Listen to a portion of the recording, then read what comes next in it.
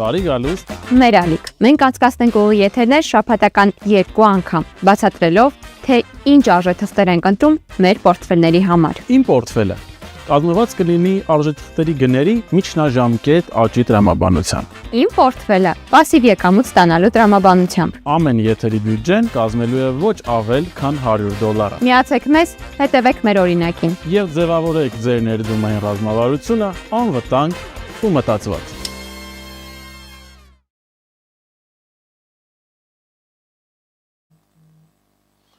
Ողջույն սիրելի ընկերներ, իմ անունը Մելքոնյան Գյորգի է, ես Freedom Academy-ի ղեկավարն եմ եւ շատ ուրախ եմ ձեզ ներկայացնել մի նոր ծրագիր, որը որ մենք սկսել ենք եւ սա մեր առաջին ուղիղ եթերն է։ Այս պահից սկսած մենք ամեն երկուշաբթի եւ չորեքշաբթի օրերին ուղիղ եթերում հանդես ենք գալու եւ պատմելու ենք մասնավորապես Ամերիկայի տնտեսությունում տեղի ունեցող նորությունների մասին եւ դրա վերաբերյալ հայտնելու ենք մեր կարծիքը։ Իհարկե, այդ ամենը մենք դիտարկելու ենք արժեթղթերի շուկայի տեսանկյունից։ Դե ինչ, սկսենք այսօրվանը։ Այսօր մենք քննարկելու ենք մի քանի շատ կարևոր թեմաներ եւ կարելի ասել այժմ ինֆորմացիոն դաշտը բավականին հագեցած է։ Ամենահետաքրքիր հարցերից մեկը կարելի ասել հենց Թրամփի ընտրություններից սկսած մինչև այս պահը սակագներն են, տարիֆները եւ էքսպորտի եւ իմպորտի թանկացումները, որին սպասում է ամբողջ աշխարհը։ Երկրորդը մենք քննարկելու ենք մի փոքր ավելի ծանր թեմա, այնպիսին ինչպիսիք են մակրոտնտեսական ցուցանիշները, սակայն ցանկանում եմ ասել, որ ոչ մի բարդ բան իրականում մակրոտնտեսական վերլուծությունների մեջ չի լինի մեր դեպքում, քանի որ ես կփորձեմ հնարավորինս պարզ բառերով բացատրել, թե ինչի մասին ենք մենք խոսում, ինչի մասին են խոսում տնտեսագետները աշխարհում եւ ինչին ենք մենք սպասում։ Մենք կհասկանանք, թե մակրոտնտեսական ցուցանիշները ինչպես են ազդում հենց արժեթղթերի շուկայի վրա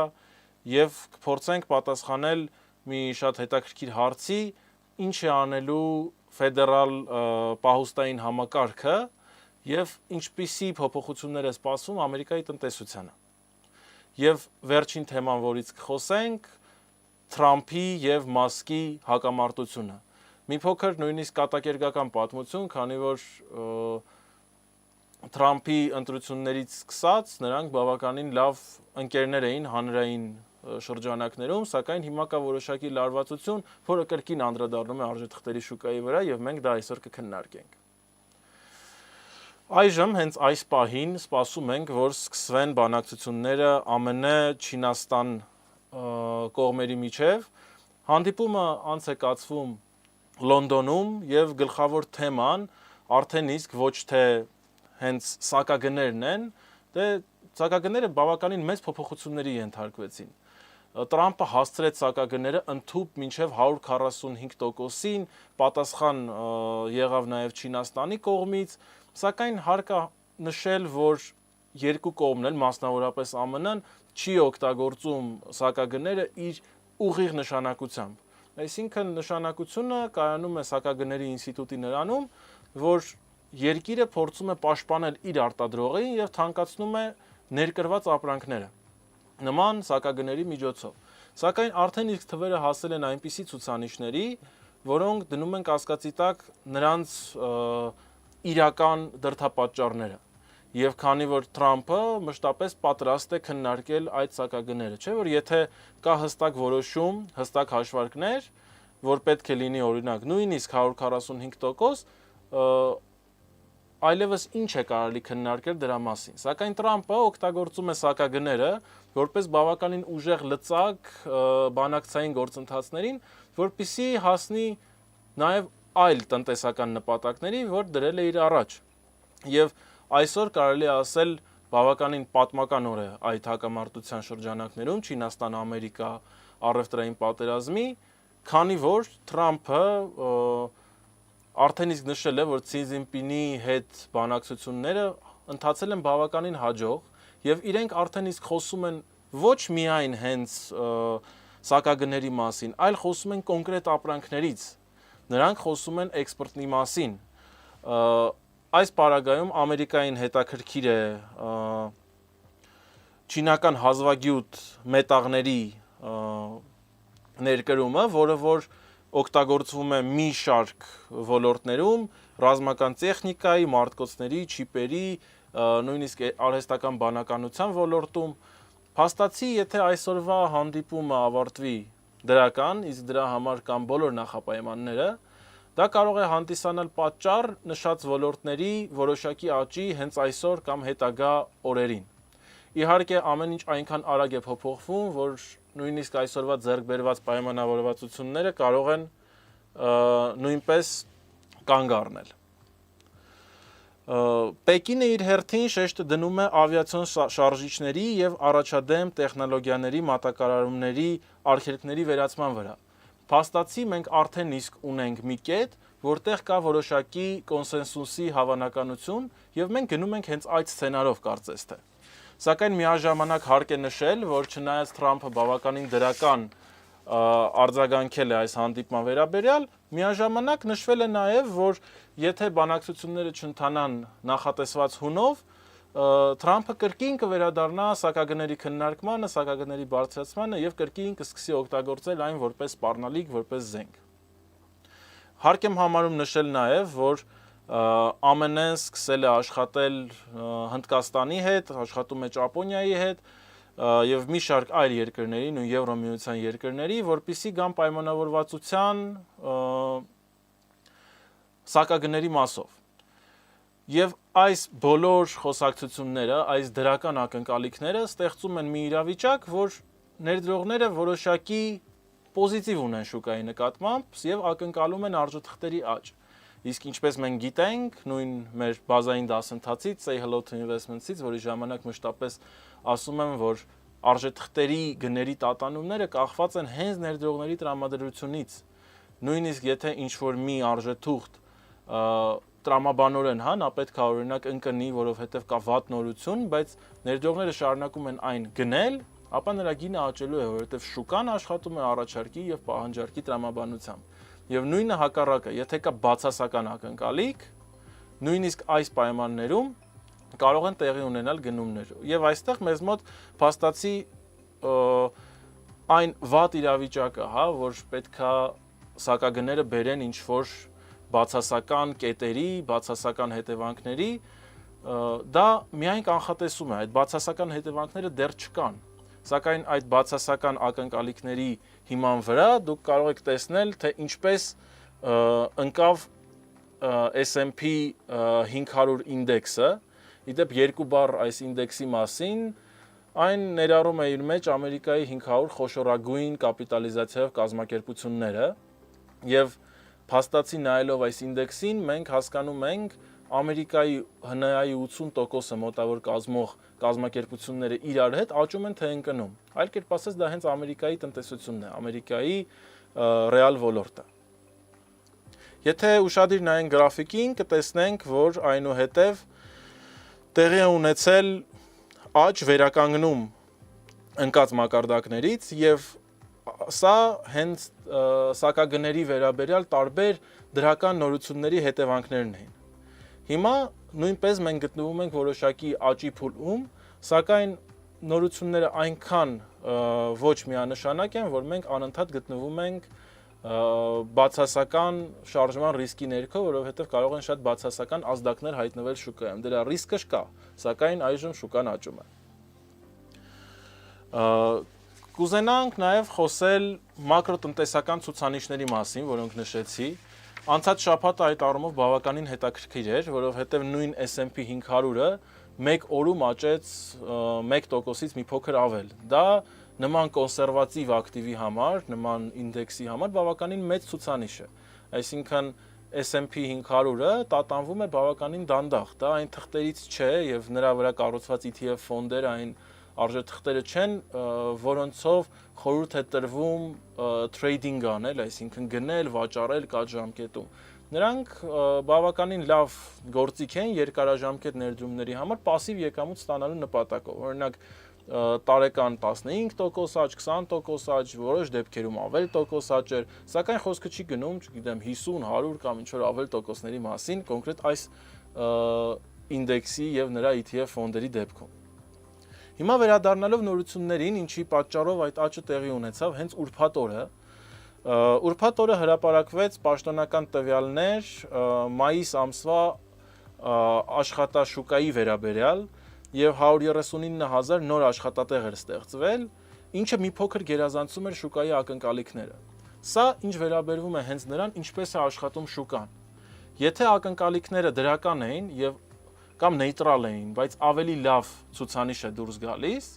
ապա այս դեպքում շուկան սկսում է աճել։ Եթե ցուցանիշները լինեին ավելի ցածր, քան կանխատեսվում էին տնտեսագետների եւ անալիտիկների կողմից, ապա մեզ մոտ կլիներ շուկայի բավականին ուժեղ անկում։ Եվ պետք է ուրախանալ, որ նորությունները դրական էին։ Նաեւ գործազրկության մակարդակը պահպանվում է մոտ 4.2%-ի, ինչը կրկին բավականին լավ ցուցանիշ է։ Փաստացի այս ֆոնին S&P 500-ը աճեց մոտ 1.2%-ով, Nasdaq 100 ինդեքսը ավելի քան 1.4%-ով։ Երբ մենք խոսում ենք Nasdaq-ի մասին, նա նույնպես բավականին massայական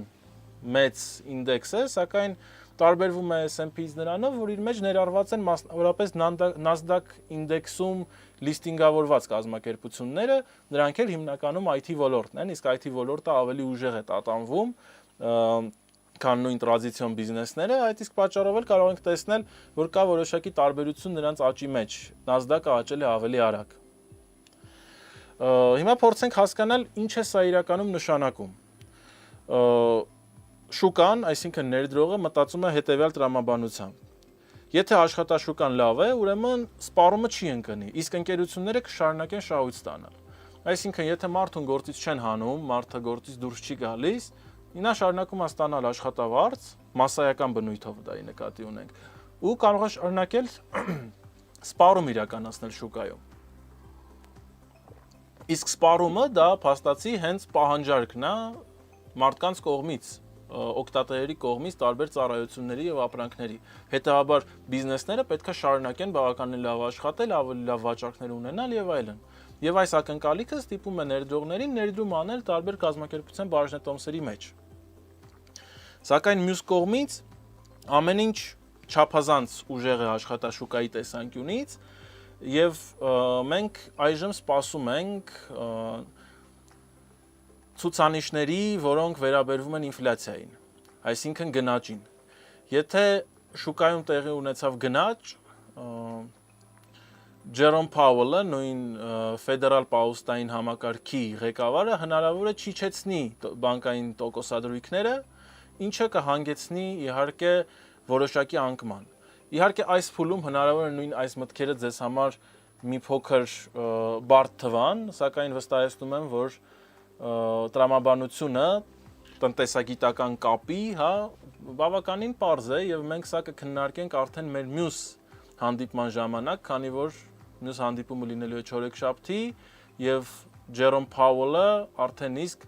պետք է տեղեկացնի, թե ինչեր են իրենք անելու կախված ինֆլյացիայից, կսպասենք ինֆլյացիոն ցուցանիշներին եւ Ջերոմ Փաուելի հայտարարություններին կախված տոկոսադրույքի հետ։ Իհարկե կան նաև որոշակի ռիսկեր, որոնց մասին որ մենք խոսեցինք, որ ինֆլյացիոն ցուցանիշները եթե եղան բարձր, դա կստեղծի բավականին նեգատիվ ակնկալիքներ շուկայում եւ մենք ցավոք կունենանք ինդեքսների որոշակի կրճատում, սակայն մենք դեռ չունենք նման ինֆորմացիա, որ ինդեքսները պետք է կրճատվեն ինֆլյացիայի պատճառով։ Կուզենայի նաև խոսենք մի քիչ ավելի թեթև, բայց ոչ պակաս հետաքրքիր թեմայից։ Տեսլայի մասին կուզենայի խոսենք ու Մասկի ու Թրամփի հակամարտության։ Մենք կարող ենք տեսնել, թե ինչ ուժեղ են ընկել Տեսլայի ակցիաները եւ այսօր արդեն նույնիսկ մինչև շուկայի բացվելը, մեր եթերները հատուկ ժամը 5-ին են սկսվում, շուկայի բացվելուց կես ժամ շուտ, որպեսզի մենք կարողանանք ձեզ հնարավորինս ակտուալ տեղեկատվություն տալ այսօրվա վերաբերյալ եւ տեսնենք, որ արդեն նույնիսկ շուկան դեռ չի բացվել, սակայն նախնական գները արդեն իսկ նախորդ օրվանից, այսինքն ուրբաթ օրվանից ցածր են։ Սա տեղի ունենում այն պատճառով, որ երբեմնի մոտիկ ընկերները վիճել են այն պատճառով, որ Մասկը սկսել է անհամաձայնություն հայտնել Թրամփի քաղաքականության վերաբերյալ, Թրամփը մի քանի օրինագիծ է մշակել, որոնց հետ որ Մասկը համաձայն չի եղել, նույնը վերաբերվող նույնիսկ էլեկտրոմեքենաների ոլորտին, եւ մի խոսքով Թրամփը նույնիսկ վաճառել էր իր կարմիր Տեսլան, որը ձեռք էր բերել ի աջակցություն Մասկի, եւ այժմ Թրամփը դժգոհ է, Մասկը իրեն չի աջակցում ընտրություններին, արդյունքում սպառնում է դադարեցնել պետական պայմանագրերը Տեսլայի ու SpaceX-ի հետ, ի պատասխան Մասկը հայտարարում է, որ ինքը բիզնեսով է զբաղվում, ոչ թե քաղաքականությամբ։ Արդյունքում Տեսլայի բաժնետոմսերը մեկ օրում կորցնում են ավելի քան 150 միլիարդ կապիտալիզացում, դա այնքան շատ է, որ պատկերացնենք, որ կարելի է դրանով գնել, օրինակ, ողջ Ուգանդան ու դեռ մի քիչ էլ կմնա։ Մյուս կողմից այս նեգատիվ նորություններին միանում է այն, որ Optimus-ը, որը Տեսլայի ռոբոտն է, որ նրանք հիմա փորձում են ստեղծել, եւ նրա ղեկավարը Միլան Կովաչը դուրս է եկել աշխատանքից, փաստացի պրոյեկտը թողելով առանց ղեկավար։ Ռոբոտը դեռ խոսել չի սովորել եւ նա գտնվում է ստեղծման փուլում եւ սա նույնպես բավականին բացասական ազդեց շուկայի վրա եւ Տեսլայի բաժնետոմսերի նկատմամբ վերաբերմունքին։ Բայց սրանք իրականում կարելի ասել բավականին այսպես կոչված սպասումներ ու ակնկալիքներ են, եթե միայն սա լիներ, կարելի էր ենթադրել, որ սա տենց բամբասանքների, ակնկալիքների ինչ որ մի փուլ է եւ բաժնետոմսերը պետք է մոտակա ապագայում վերականգնեն իրենց մակարդակը։ Սակայն մենք պետք չէ մոռանանք հենց բիզնես թվերի մասին։ Տեսլայի վաճառքները իրականում աշխարհում սկսել են ընկնել։ Եվրոպայում, ասիական շուկաներում եւ նույնիսկ ԱՄՆ-ում։ Եվ միաժամանակ սկսել են ավելանալ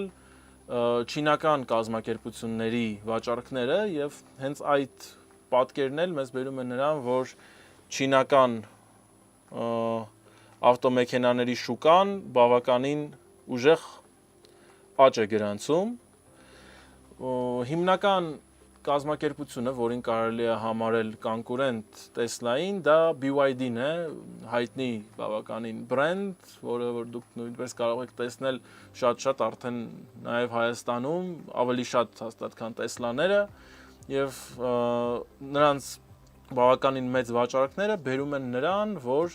Տեսլայի ակցիաները կարող են ընկնել ու արդեն ընկնել ոչ թե բամբասանքների պատճառով, այլ օբյեկտիվորեն շուկայական դիրքը զիջելու։